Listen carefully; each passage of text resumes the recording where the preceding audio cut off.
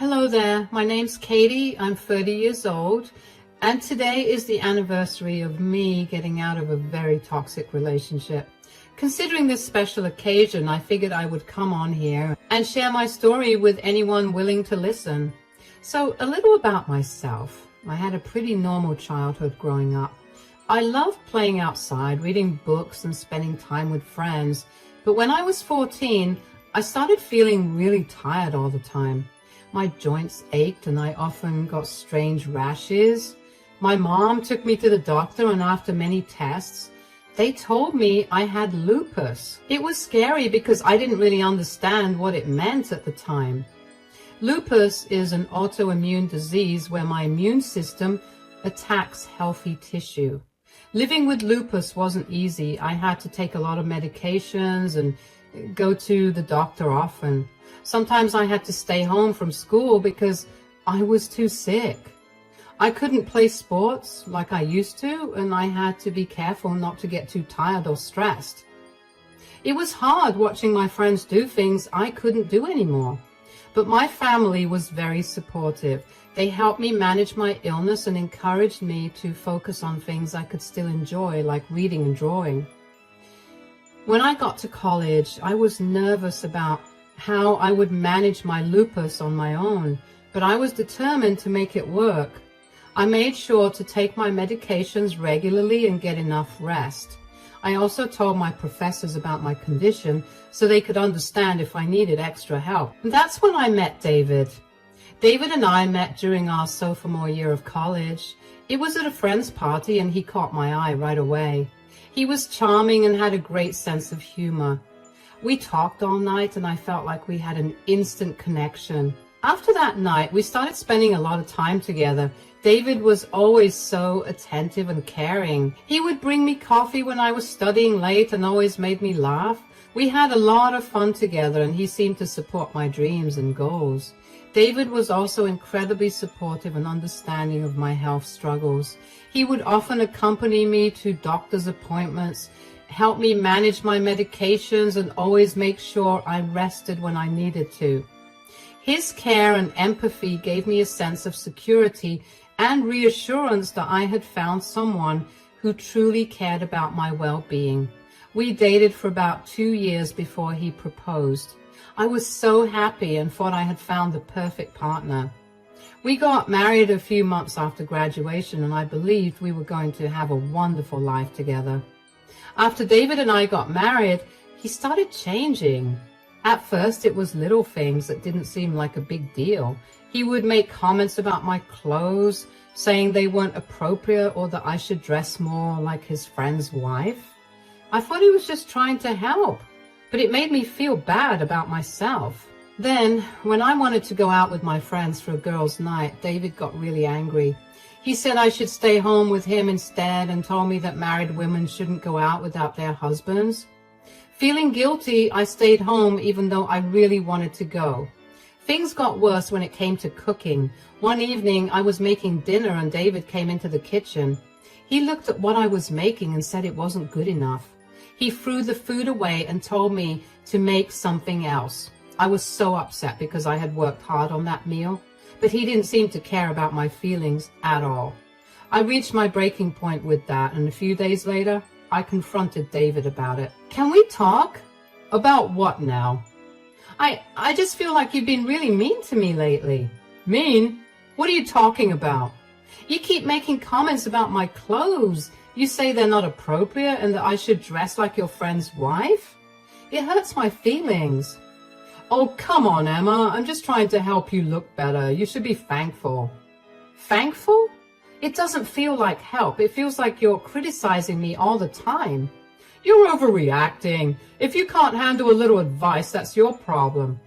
It's not just the clothes. When I wanted to go out with my friends, you got so angry. You said married women shouldn't go out without their husbands. You yelled at me for wanting to do something so basic. You made me feel guilty for even wanting to see my friends. Because it's true. You're married now. Your place is with me, not out partying with your friends. But I miss them. I miss having a life outside this house. And I wasn't going to party with them. We were just going to have dinner at a fancy restaurant. It feels like I'm trapped here. Oh, please, you're being dramatic. You have everything you need here. Why can't you just be happy? I try to be happy, but it's hard when you treat me like this. Last night when I was cooking dinner, you said it wasn't good enough and you threw it away. I worked so hard on that meal, David. It was like you didn't care about my feelings at all. If it wasn't good enough, it wasn't good enough. I'm not going to eat something that doesn't taste right just to spare your feelings. Do you even hear yourself? It's not just the food. It's about how you make me feel. Like nothing I do is ever good enough for you. Well, maybe if you tried a little harder, things would be different. I do try. I try so hard to make you happy, but it feels like you don't appreciate anything I do. Maybe because you're always whining about how hard everything is instead of just doing it. I'm not whining. I'm trying to tell you how I feel, but you never listen. You always dismiss me like my feelings don't matter.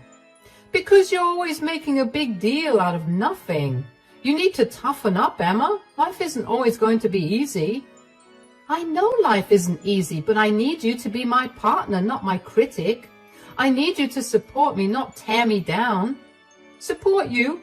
You're supposed to support me. That's what a wife does. I do support you, but it should go both ways. We should support each other. Well, maybe you should think about what you can do to make things better instead of complaining all the time. I just want us to be happy, David. I want to feel loved and appreciated. If you want that, then stop being so sensitive and start acting like a proper wife. A proper wife? What does that even mean to you? It means doing your job without making everything about your feelings. Just be better, Emma. I don't know how much longer I can take this, David. I need you to understand how much you're hurting me. Well, maybe you should think about how much you're hurting me with all this drama. I'm done talking about this. I can't keep feeling like this, David. Something has to change. Then you better figure out what you need to change, Emma, because I'm not the problem here. I felt even more confused and hurt. His words echoed in my mind, making me doubt myself. I wondered if I really was too sensitive, or if I should just try harder to please him. But deep down, I knew I couldn't keep ignoring how his behavior made me feel. I felt trapped in a cycle of trying to meet his expectations while losing sight of my own happiness. It was clear that David didn't see my side or understand my feelings. I felt lonely and unsure about what to do next. I knew I deserved to be treated with kindness and respect, but I didn't know how to make David see that. His dismissive attitude left me feeling small and powerless, wondering if there was any way to make things better or if I would always feel this way in my own marriage. David also started controlling our money.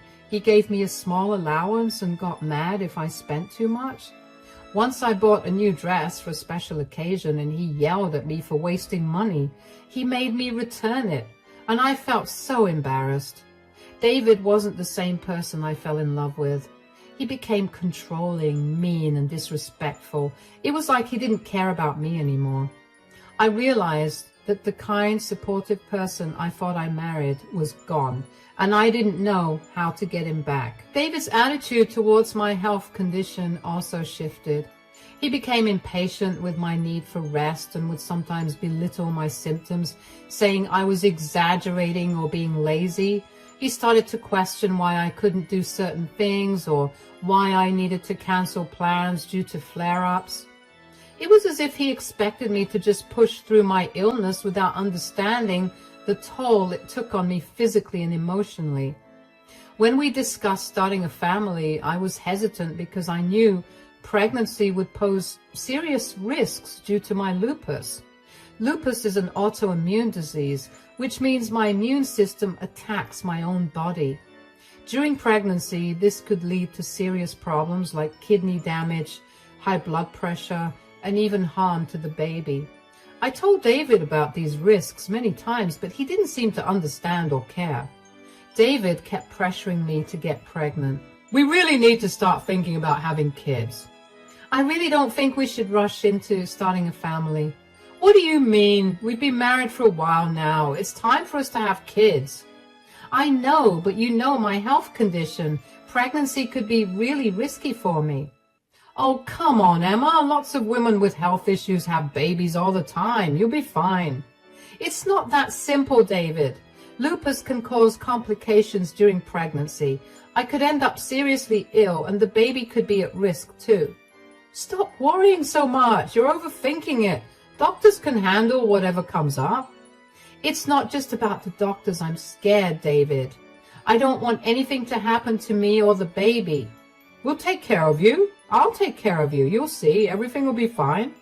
I wish it were that easy, to be sure. I need more time to think about this. We don't have time to waste, Emma. We need to start a family now. Can't we wait a little longer, just until I feel more ready? We've already waited too long. I want a family, Emma. I want us to have a baby. I want that too, but I need to be sure it's safe for both of us. Are you saying you don't trust me to take care of you? No, it's not that. I just needed to understand how serious this is for me. Fine, I'll talk to your doctor then. They'll tell you it's safe. It's not just about what the doctor says, it's about how I feel too. You're being unreasonable, Emma. We've talked about this enough. It's time to make a decision. I feel like you're not listening to me, David. This is a big decision. I need you to respect how I feel. I'm listening to you, but you need to stop being so scared all the time. It's not just fear. It's about my health and future. I need you to understand that. Fine, take your time, but don't take too long. We need to start a family soon. I'll try to think about it, but I need you to be patient with me, David. I'll try, but you need to understand how much I want this. I do understand. I just need time to be sure. Okay, but don't take forever. We can't wait that long. I know. I'll think about it. I promise. Eventually, I gave in because I felt like I had no choice.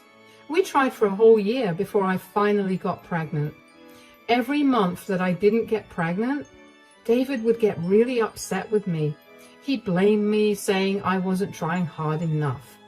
I felt so much pressure to make him happy, but inside, I was scared and sad. I wanted to give him the family he wanted, but I also worried about my health and what would happen if things went wrong. When I found out I was pregnant, I was terrified. I knew this would be hard, but I hoped David would be supportive like he used to be. Instead, he became even more demanding. He expected me to keep up with all the household cooking and cleaning. Even though I was exhausted and in pain, he would say things like, "You're a woman, this is your job," and "Pregnant women do this all the time." My lupus flared up badly during the pregnancy. I was constantly tired. My joints ached and I had severe swelling. My doctor told me to stay in bed as much as possible to avoid complications. But David didn't care. He would come home from work and get angry if the house wasn't spotless or if dinner wasn't ready. He would say I was being lazy and that I needed to try harder. As my pregnancy progressed, my symptoms got worse. I was bedridden for most of the day. I could barely move without feeling exhausted. David grew angrier with me. He accused me of being lazy and using my illness as an excuse. "Other women manage just fine. Why can't you?" he would shout. His words hurt, and I felt more alone than ever. I felt useless and frustrated. Every day was a struggle to get through, and David's anger only made it harder. I needed his support, but all I got was criticism and blame. It was clear that he didn't care about me or our baby. He only cared about what he wanted. One day, I felt a sharp pain in my abdomen and started bleeding. I was rushed to the hospital where the doctor told me I was having a miscarriage. The doctor said my body couldn't handle the stress of the pregnancy because of my lupus. I was devastated. I felt like my world had fallen apart. I had tried so hard to make this work, despite my fears and my health issues. I blamed myself even though I knew it wasn't my fault. The pain of losing the baby was unbearable. David's reaction made everything worse. Instead of comforting me, he blamed me. Oh, you need to get yourself together. Sitting around here isn't going to help anything. Are you serious? I just lost our baby. I need time to grieve. Time to grieve? What good is that going to do? You need to be useful for once. Go back to work and do something productive. I can't believe you're saying this to me right now. I'm heartbroken. Maybe if you had taken better care of yourself, this wouldn't have happened. You failed as a woman. How can you say that to me? This isn't my fault. I did everything I could. Stop making excuses. Just get up and go to work.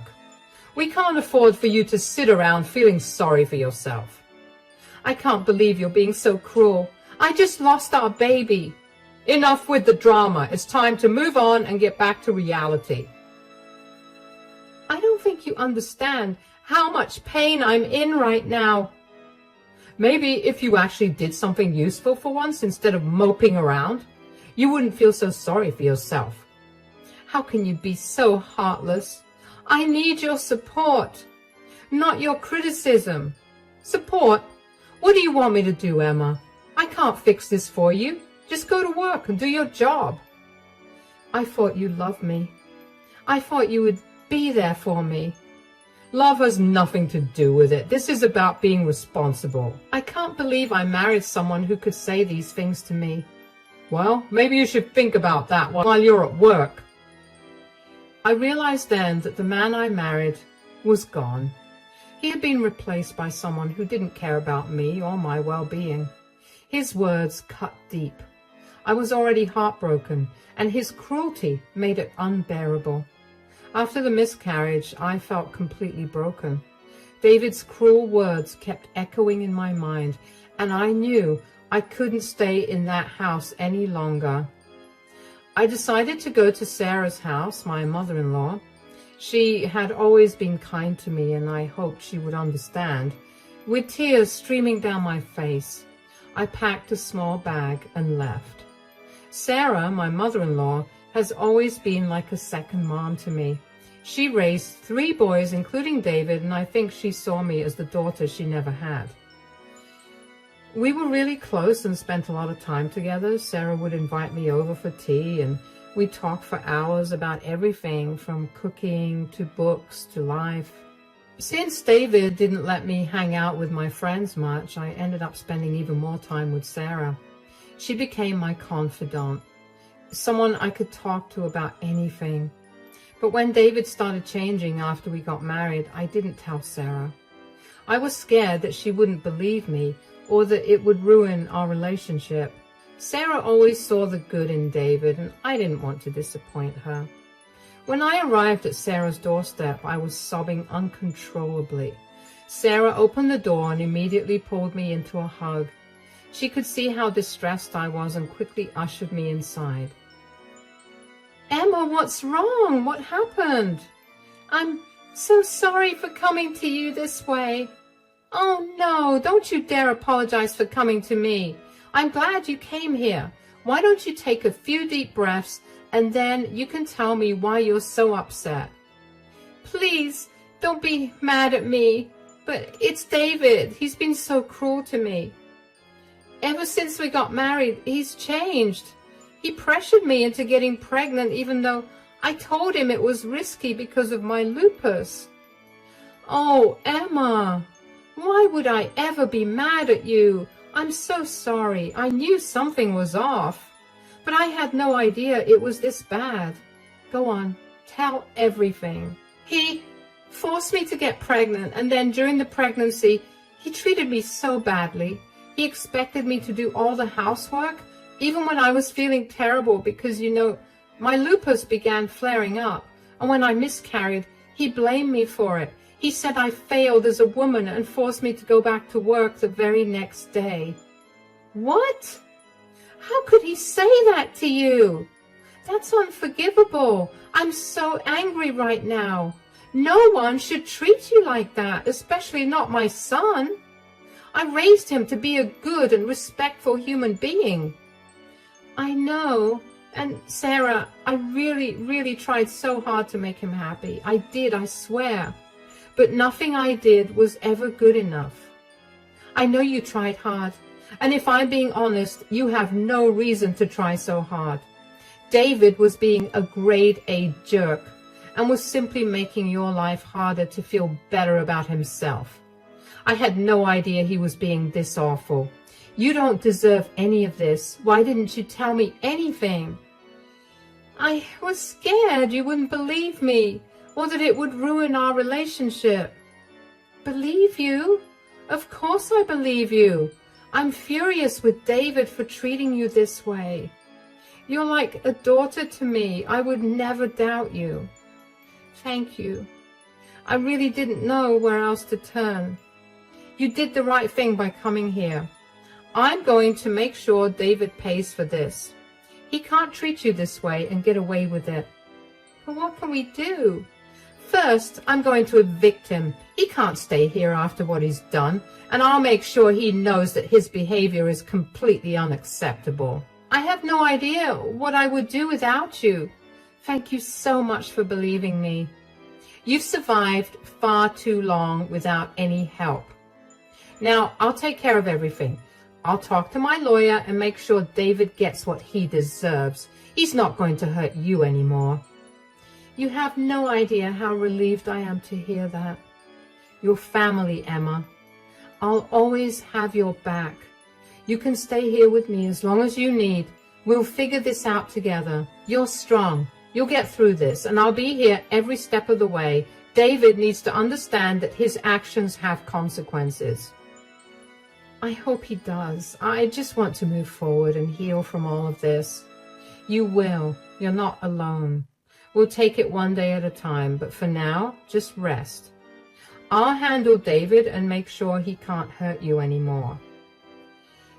Thank you, Sarah. I feel so much better knowing you're on my side. Always, Emma. Always. Sarah didn't waste any time. She immediately started making phone calls. First, she called her lawyer to draft an eviction notice for David, and after we got married, Sarah offered to let us live in her house at minimal rent because we needed a place to stay and we weren't doing so well financially. Sarah never bothered to increase our rent, so we really were living in that gorgeous house for next to nothing. Sarah did not want David to have the benefit of living there at all after what I told her. She made it clear that his behavior was unacceptable and that he wasn't welcome anymore. She had the notice made as soon as possible so I could go back home with it in my hands. When I got home that evening, I felt a mix of nerves and determination. I knew what I had to do, but it didn't make it any easier. I walked into the house and David was sitting on the couch watching TV. I took a deep breath and went over to him. David, we need to talk. What now? I had a long day. Can this wait? No, it can't. I need you to pack your bags. What are you talking about?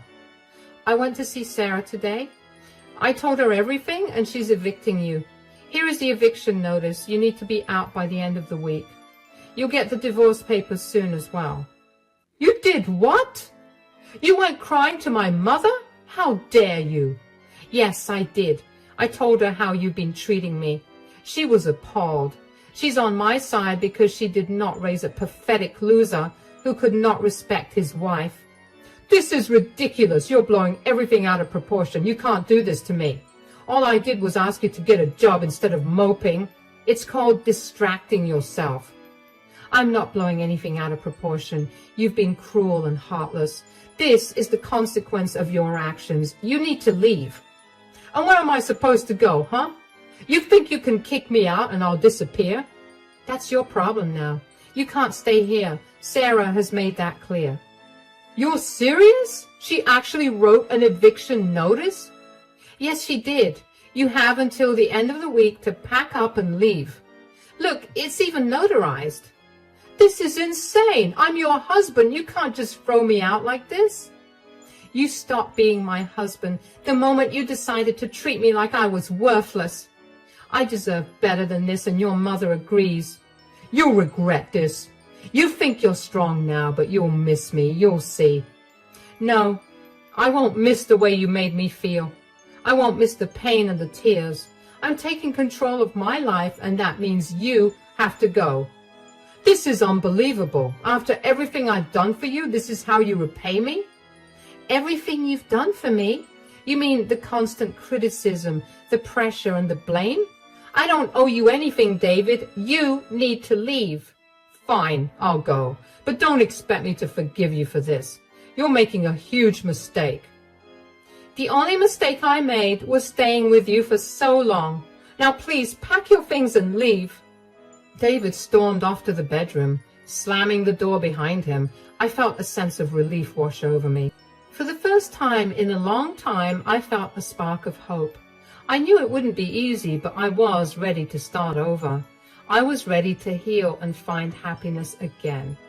Thankfully, David moved out by the end of the month. He was crashing at a friend's place until he could find another apartment to rent out. But Sarah wasn't done with her revenge yet. The next thing Sarah did was call David's boss, who happened to be an old family friend. She explained the situation and asked if there was any way David could be demoted and transferred to a different location, far from where we lived. His boss agreed, understanding the severity of the situation. David would be sent to a less desirable position in a different city, making it harder for him to cause me any more pain. Sarah also arranged for a restraining order, ensuring that David couldn't come near me or contact me. She wanted to make sure I felt safe and protected. I couldn't believe how quickly she took action to help me.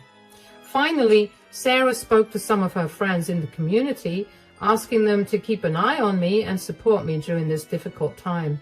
She wanted to make sure I had a strong network of people who cared about me.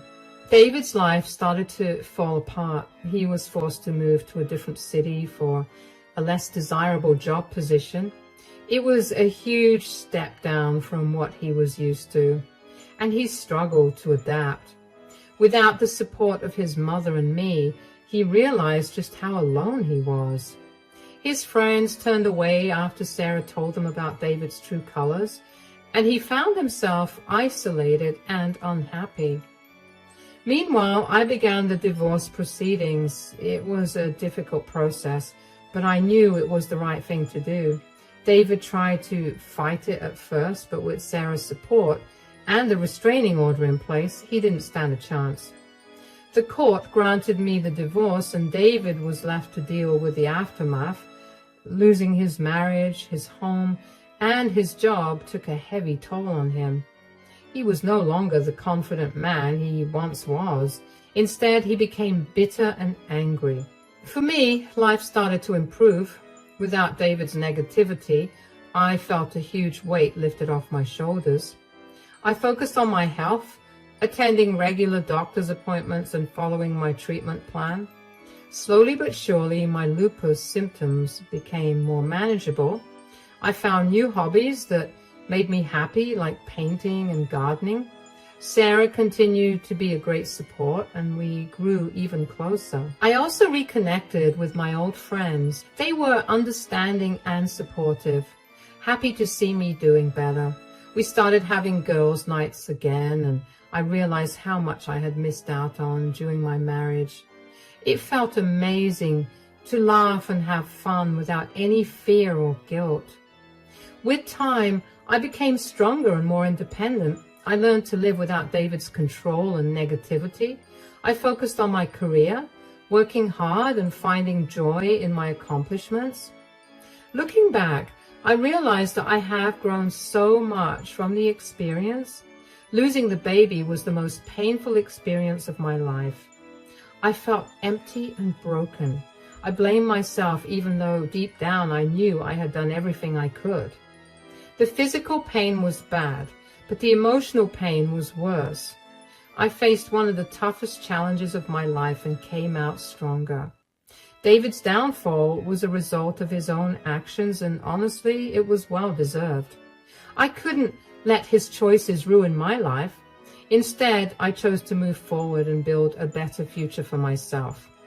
I learned that I am capable, strong, and worthy of love and respect. My journey wasn't easy, but it led me to a place of peace and happiness. I'm grateful for the support of Sarah and my friends, and I'm excited about what the future holds. I know now that I can handle anything life throws at me, and that gives me hope and confidence for the years